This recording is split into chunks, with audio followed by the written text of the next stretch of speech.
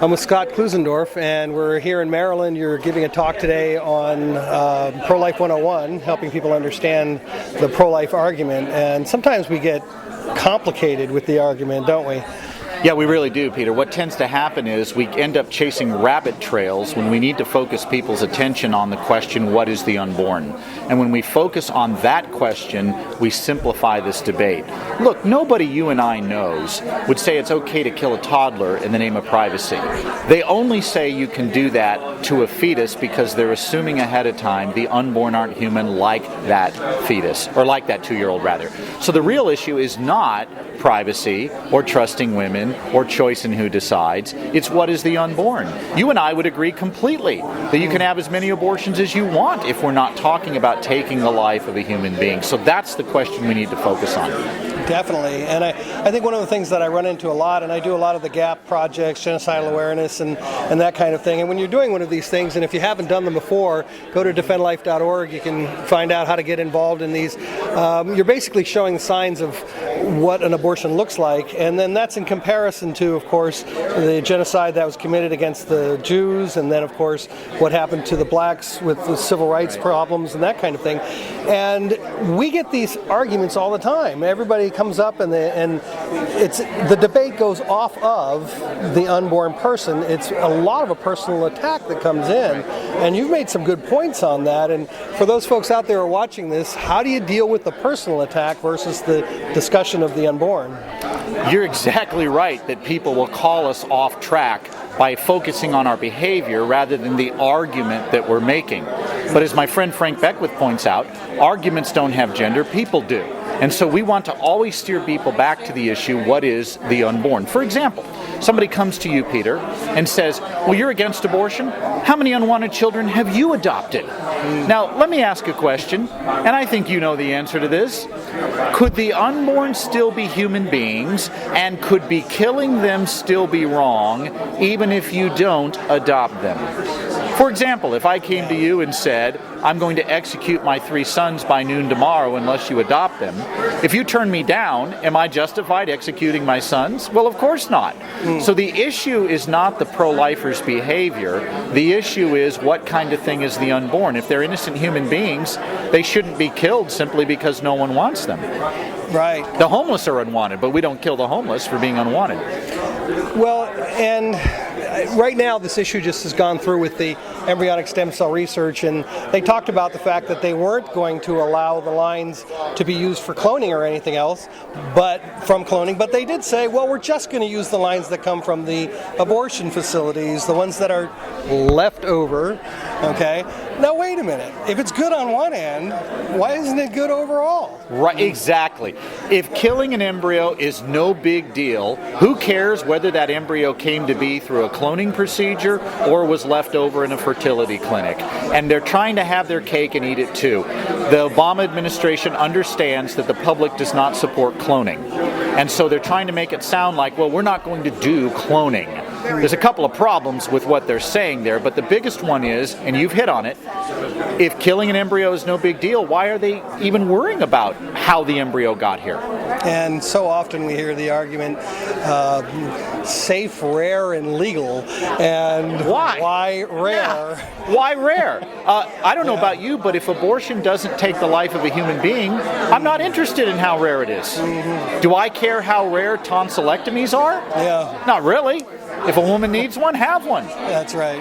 If the unborn are not human beings, have as many abortions as you want. I've never understood politicians who say that abortion is morally neutral, but they want to reduce the high numbers of abortion. Why? Yeah, and I think that, you know, what we've touched on here is that the argument is actually quite simple. We stick to the simple points. We don't let ourselves distracted. We don't let ourselves get emotional. Just stick to the simple points, and it goes a long way. One of the things that I read in your book that you also discussed here, when I first started getting in the movement and I started working on various websites and that kind of thing, I was trying to do it from the secular perspective. I was trying to, let's say, hide from religion. I didn't want to talk about Christianity. And as every day went by, I can tell you, it got more and more difficult for me to do that because I believe in Jesus Christ as my Lord and Savior. Why am I hiding from this? And it's like this one person said, if you had something that was the greatest toy in the world, as an example, when you were a kid, wouldn't you want to go show that toy to everybody else? I believe in Jesus Christ, and I believe that this is a strong moral issue, defending other people's lives. Isn't that important? Oh, it is. And you have no reason to run from the claim that your religion is involved. The truth is, everybody's doing religion in this debate.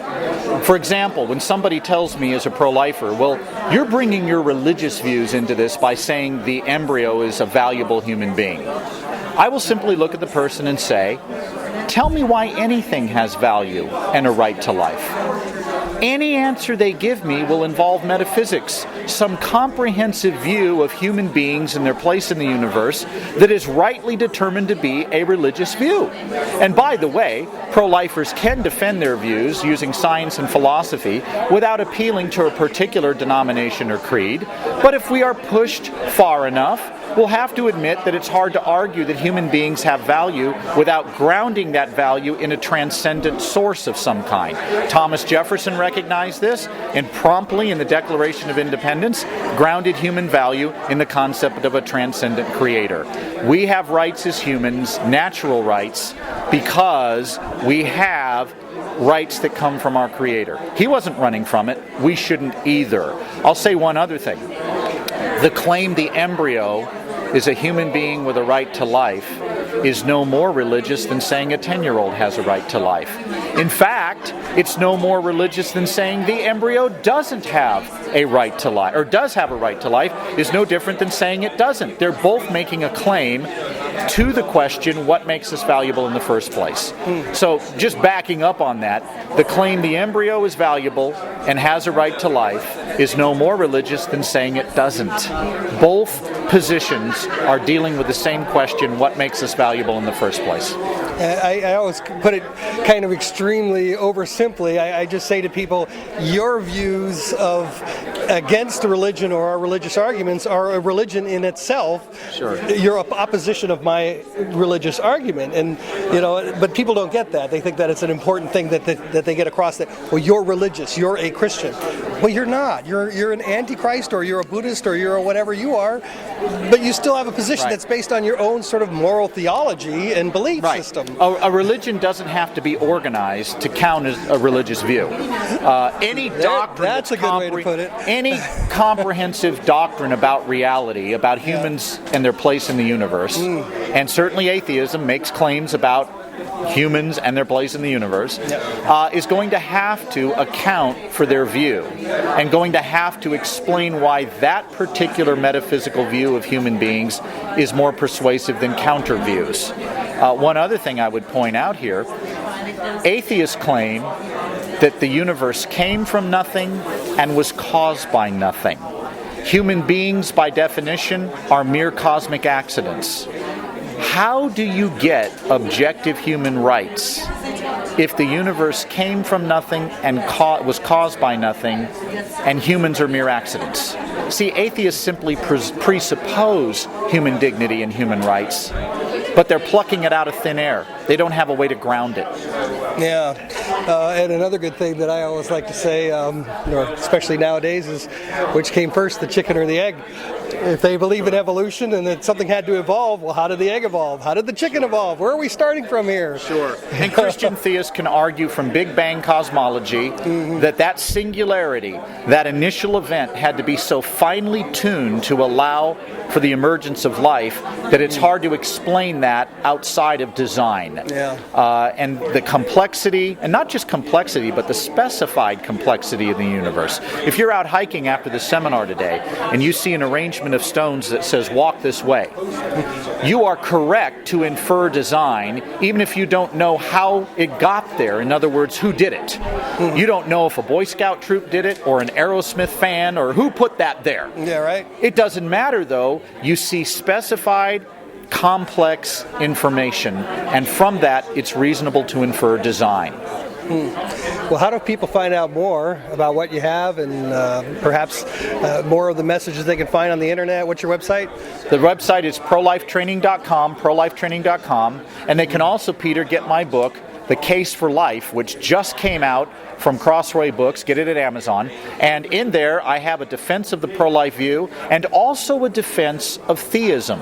Now, of course, we've argued today that you can make a case for the pro-life view using science and philosophy, but let's assume someone pushes us to the point where they demand that we justify our starting points. In the book, I give a defense of Christian theism that shows that theism is rational. It's not just belief in spite of evidence. It's nothing of the sort. In fact, it's faith based on evidence. All right. Well, that sounds good. Thank you, Scott. Thank you, Peter. Appreciate you taking the time. For those of you out there watching this, go to the website. What was it again? Prolifetraining.com. That's too easy. Prolifetraining.com. Thank you for watching.